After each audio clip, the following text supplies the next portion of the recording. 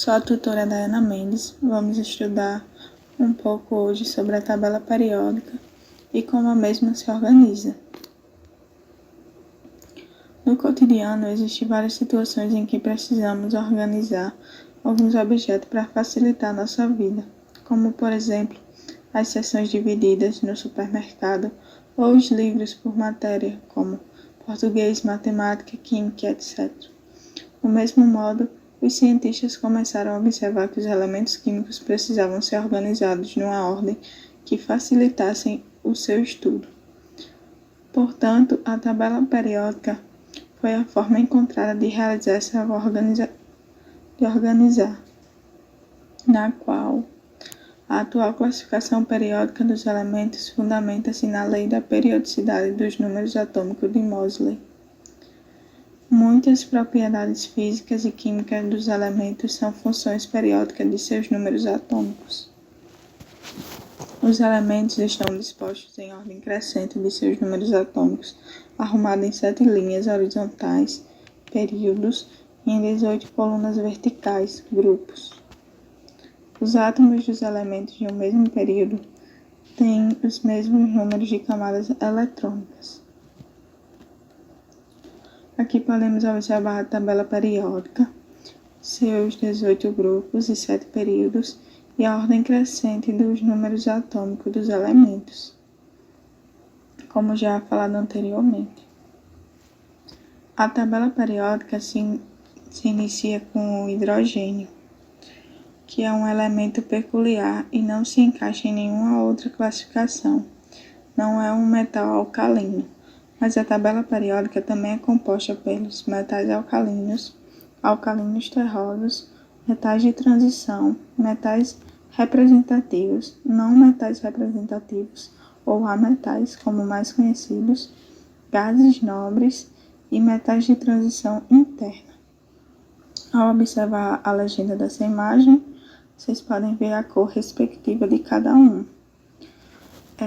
Cada elemento tem seu símbolo e acima do seu símbolo tem seu número atômico e abaixo seu nome e abaixo do nome a massa atômica. Os metais são sólidos nas condições ambientes, exceção do mercúrio, que é um líquido. Eles têm seu brilho metálico característico, são dúcteis e maleáveis. São ótimos condutores de calor e eletricidade. Como exemplo de metais temos o ouro, o alumínio e o ferro, e etc. Sabemos bem que podemos moldá-los, tipo derretê-los e moldá-los de várias formas diferentes, como por exemplo joias e alianças e etc.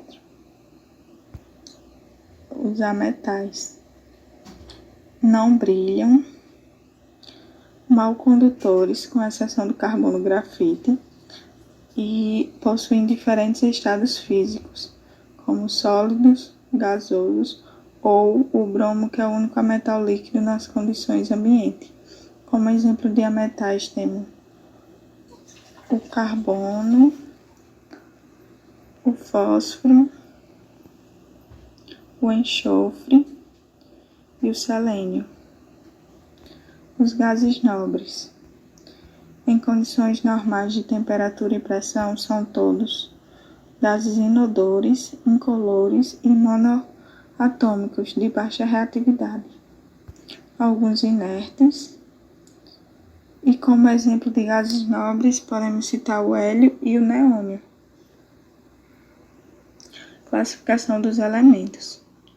A classificação dos elementos, através dessa imagem, podemos observar que são classificadas entre os subníveis S, P, D e F.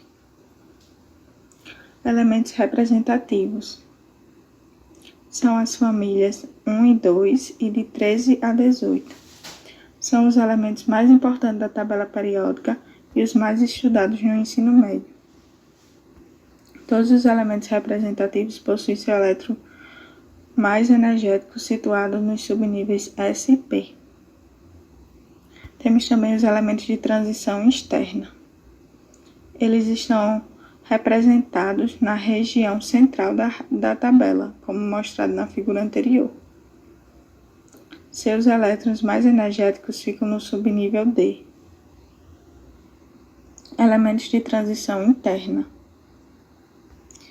Esses elementos estão abaixo do corpo principal da tabela, que são os latinídeos e os actinídeos, que são elementos bastante pesados e não são encontrados facilmente na natureza. Seus elétrons mais energéticos ficam no subnível F. Por fim, era isto que eu queria passar para vocês, pessoal, nesta aula. Espero que tenha ficado claro. Caso não esteja, vocês podem perguntar, tirar dúvida. Bons estudos, até a próxima. Se você gostou desse vídeo, se inscreva no canal. Acompanhe também o nosso Instagram, @ajudasuniversitários. Deixe suas dúvidas no comentário. Todas as dúvidas serão tiradas, basta entrar em contato conosco.